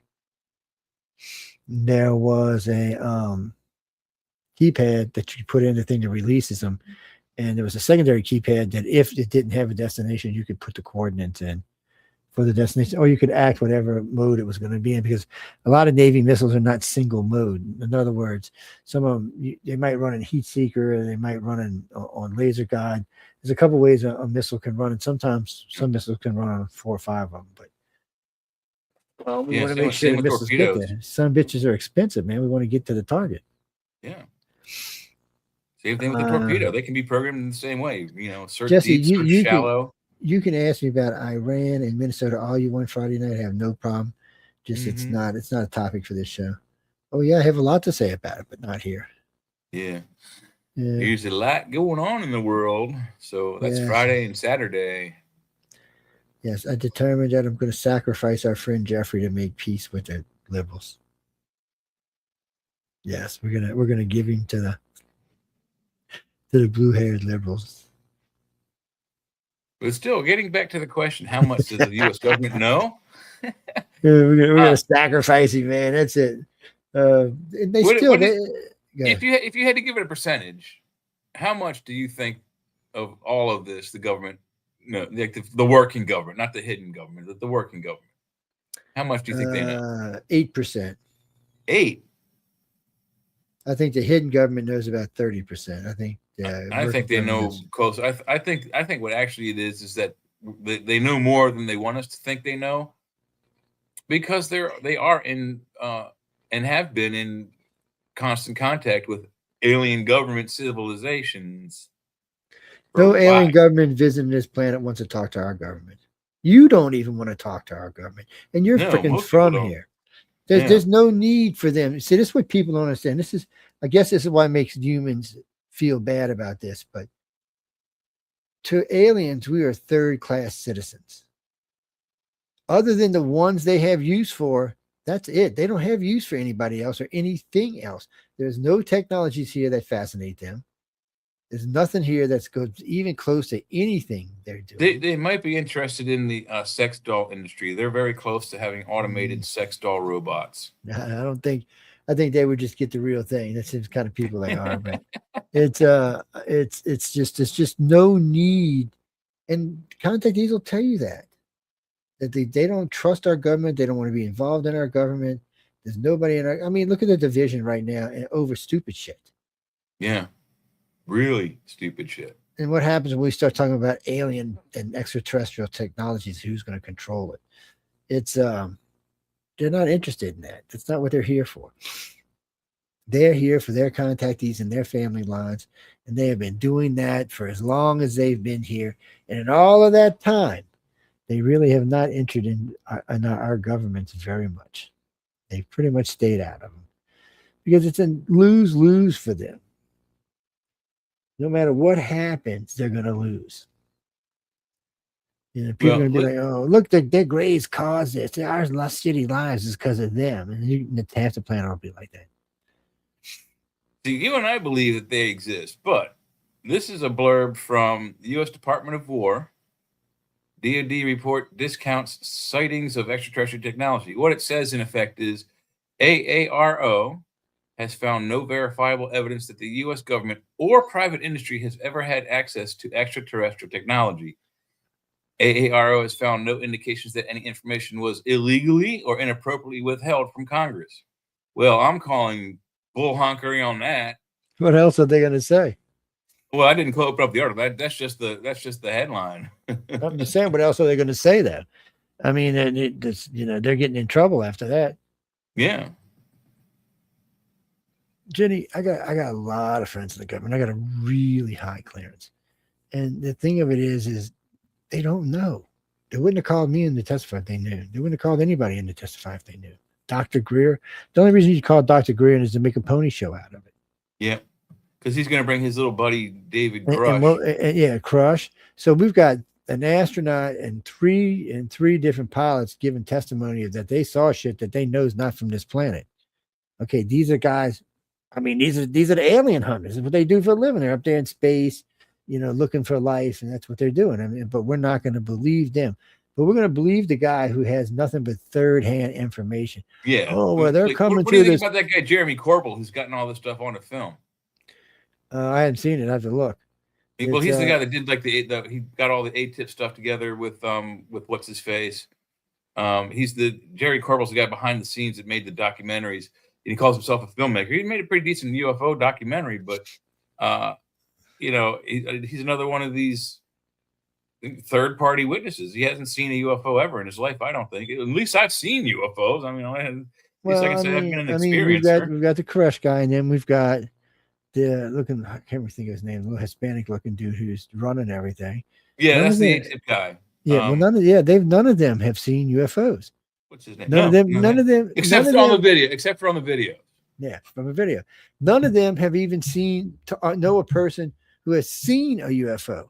They probably do now, but but they have to go all the way to someone's friend who had seen a UFO. Third-hand information, especially third-hand eyewitness information, is garbage. Is what that is. Yeah, it's like those stories from American Pie. This one time at band camp. You weren't there. So how the hell do you know what happened at band camp? But yet a pilot who's flying jets, who has been taught aircraft recognition because he has to be able to identify all the planes in the sky so you don't kill the wrong person, including all the deckhands. All of us have to learn it. But you're going to believe the guy who's never served in any of this, who was a spy. Give me a break. I mean, I couldn't even believe they even entertained this guy. Yeah, and almost everything that Jeremy Corbell and that Hispanic guy, I can't remember his name for the life of me now either.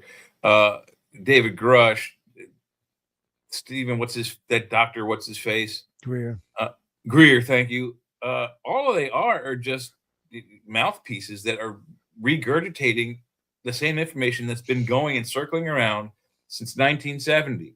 There's been no progression in the.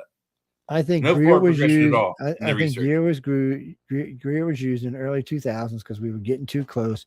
There was too many people like me that were out there saying this, and this, and I think they used him for disinformation. They brought him together with all these NASA witnessing this, and all of a sudden there's 51 different types of aliens and 300 different types of craft. And my first thing was. And then they're falling out of the sky when they come through their space portal. Well, I'm not even talking about that. I'm talking about the first time around with Greer, and the first time around, because nobody said that back then. They said, "Oh, we don't know how to get in here," but they said there was 51 different types and 300 different types of craft and all this. And the whole time, I'm like, "Can I see something? What kind of other aliens?" I said, "I'm only going by what human race is." I said, "We found maybe 9. We're really going to stick with 7." And we found ships that date back. I usually cap it at 5. So I'm kind of like, okay. And then it's just, but that's what it is. It's bullshit. And now all of this bullshit's been dropped on top of everybody's head, and everybody's got these stories like Caroline Roslin, who was, worked for what's his name? We were talking about him the other night, the Nazi. Werner von Braun. Yeah, Werner von Braun. We were talking about him the other night. So, they were talking about her stories with him and how, he had known she had said that he knew there were extraterrestrials here. And he said that the Germans, on more than one occasion, had entertained in the air extraterrestrials. That's how they got the spacecraft in the first place. Sounds like the human type aliens like the German type thing. Because in the beginning, for success, but they failed. Well, in the beginning, they weren't Nazis before World War I and World War I because they got the craft somewhere around there. They were a different type of government, but think about it. The fascination with telepathic abilities and the way twins can share things at distances fascinated him. And it's some of the types of experiments that extraterrestrials do on us. Yeah. Maybe that's what maybe they were shortcutting their research. The Corsican brothers is a documented thing. When one felt pain, the other, when one was injured, he didn't feel the pain. The other one did. They could be miles apart, and you like bump your head, and the other one would be like, "Ow!" But you'd be like, "Dude, oh, what happened?" You know, no pain whatsoever. Then he goes and bumps his. You'd be like, "Oh, it's documented that happens, has happened, can happen." So we know that those type of aliens are very interested in this stuff, and we know that according to Hitler, the fair-haired, beautiful, angelic angels used to come speak to him at night and tell him the things he was supposed to be doing. When he gives a description, most people say, "Oh, they're angels." No. They're human type alien. Yes, that's what they are. They're the human type. But it's either he's telling the truth, or he's hallucinating off of all the painkillers they're injecting in him. Because he was just like Kennedy. He was constantly being up on morphines and other opiates to keep his pains down. Yeah, but that was later on. This was before that. This was earlier in his life. This is when everything was getting ready to start and become like Hitler. Before that, he was nobody. He really was. I mean, what did he roll out of the army as a corporal, lance corporal, something like that? Just shows you one. People tell me all the time, one person can't make a difference. That's bullshit. Just look at history. Mussolini. You might not like the difference they made, but they sure made a difference. Hitler's trying to make he tried to make a big difference. Just we didn't want to go where he was. Trump's making a difference. Yeah. Lance corporal. That's what he was, and when he rotated out of the German army. It's just our government, and don't get me wrong. The exception of the Germans, I don't know what they have anymore. Nobody else on the planet has what we have. Well, the aliens, in some form or fashion, this is what kind of bothers me. Maybe this is why we're seeing this now. The aliens know we need to be a one world government. They know that. They all are. Every race that we know is visiting the planet is a one world government. They may have factions, they may have tribes, but they're all one species, one world, one boss. Well, you mean me? The way I think it should work? I think all military should be handed over to the United States government. Everybody else should stop spending money on military and start spending that on science and other things that forwards mankind. And I think the gloves that we put on our scientists that they can't work together should be taken off. And there should be a science center where people from around the world could go work. They would cure diseases at a rate that you can't even think of. It would probably extend life by 100 years in less than 20.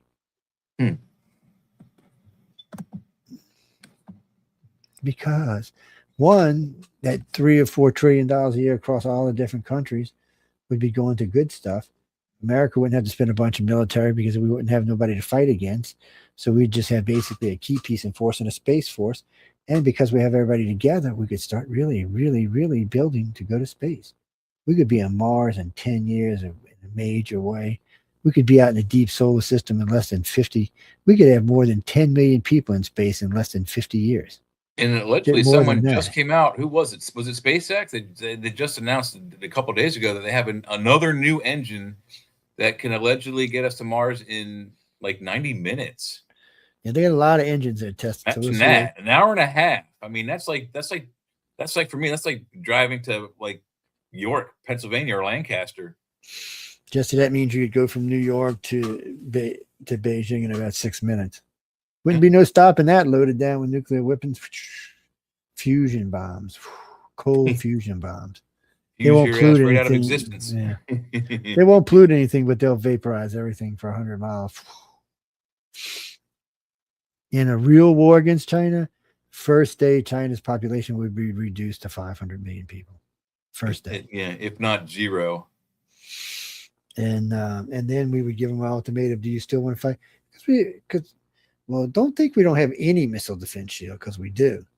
But if they get the dome built, it's going to make it hard for anybody to attack us.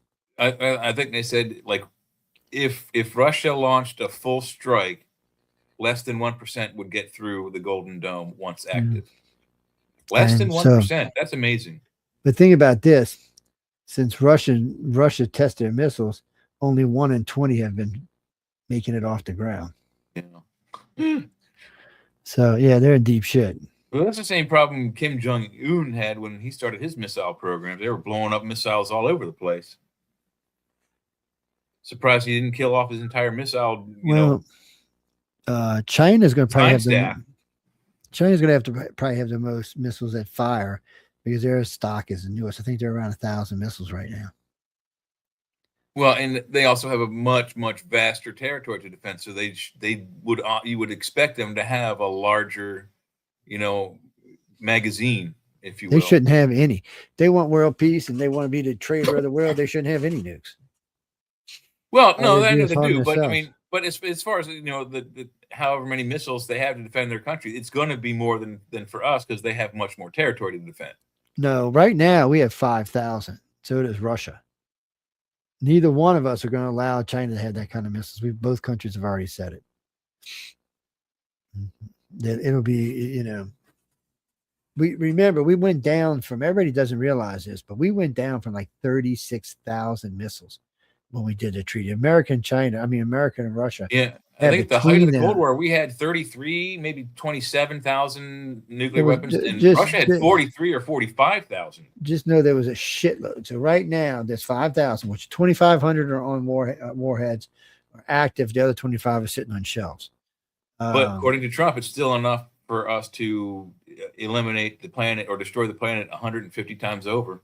Yeah, and they can put those other ones on missiles pretty quickly. So it's not a thing. So, but we don't want China to even have more than 1,000 missiles, and the rest of the world's getting antsy about it too. But here you've got Stama from we'll talk about this on Friday, but we got Stama from Canada from UK going over there, and your boy from Canada wanting to do security trades with China. I don't think NATO is going to go for that. No, and Trump already said if they bring Chinese equipment, even if it's not necessarily army equipment, but they bring over people over, it's an act of war. Yeah, so he will consider it an act of war because we don't trust China, Jack. That's why. But anyway, we got to go. Just remember, don't ever let the government fool you. They know some, but they don't know near what they want you to think they know. And what they do know, they don't want you to know. Think well, about if they that. knew, if they knew a lot, you probably knew more because of what we just told you. If they knew a lot, they would be flying UFOs all over the place, and they're not. They're flying a few, but they're not flying a lot. Got a couple working models.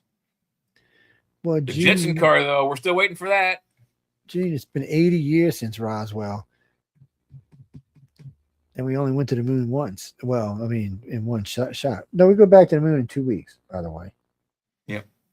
I heard some of the astronauts bitching nobody cares, but I've been writing on, yeah, we care. Just, it's still. Well, I mean, this is just a flyby to find a landing site. And then the next one is the actual physical landing. So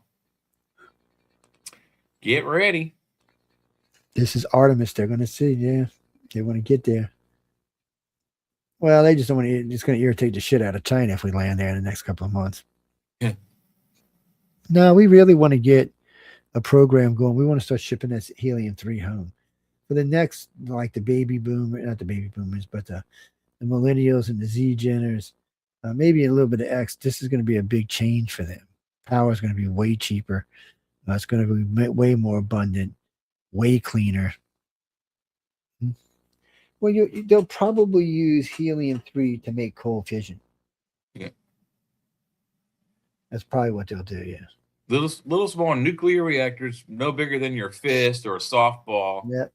You stick it in your car goes. You get to the airport, you get it, you take the ball out of your car, you go to your airplane, you take the energy ball, you stick it in your airplane. Boom, it now has power. You fly to California, take the ball, you get out of that, you go to a car waiting at the airport that you rented. Boom, you stick the ball in that, power. You drive off to your hotel, you take that out, you go up to your hotel room, and then you wait till you need the ball again. It's gonna be interesting. Cool. Yeah. Well, you'll probably have to have multiple balls because you'll be doing one thing. You don't want to leave the wife at home in the dark, and the kid needs to take the boat out.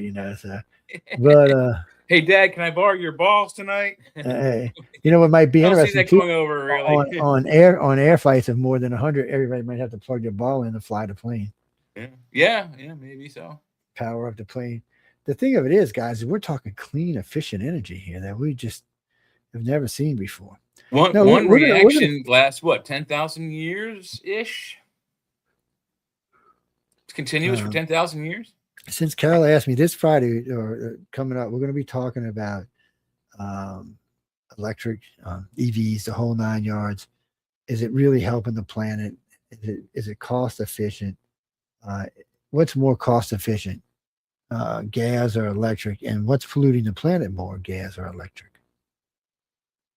It'd be interesting to talk about. Well, I know because I've unfortunately had to do shows on this in the past, but you'll be interested to hear some of the stuff that goes on. Yeah, y'all ever see Surprised what one you're of gonna those hear. blades? One blade off of a windmill. First off, you don't know how much it costs, how much $1 stuff million it at takes to least make each. it. Plus, you've got to have a bucket truck that goes 450 feet in the air to install it. All this diesel it costs to get everything out to where it's going, all that raw, man, they're not You expensive. heard what Trump enough. said about those windmills. China makes them, sells them for a lot of money, and they sell them to stupid people. Yes, because they're not what we were told they were. Well, they don't even pay for themselves, just like solar doesn't pay for itself. Nope. The mirrors go out before the solar panels go out before they ever pay for themselves. And there's so many more noxious chemicals inside solar panels than you can even imagine. Lithium batteries are so dangerous. I mean, we were lied to because nobody wanted you to hear the truth. Well, if humans would have started hearing all the chemicals you're about to hear about Friday night, you'd have been like, wait, what? No, we don't want that. We'll keep gas. That's safer. Well, we got a problem. We really don't have an alternative to petrol yet. And it's not just, people don't realize, it's not the fact that we're talking about it powers your car. It's in your lipstick, ladies. It's in your tires. It's in the street. It's in the lights.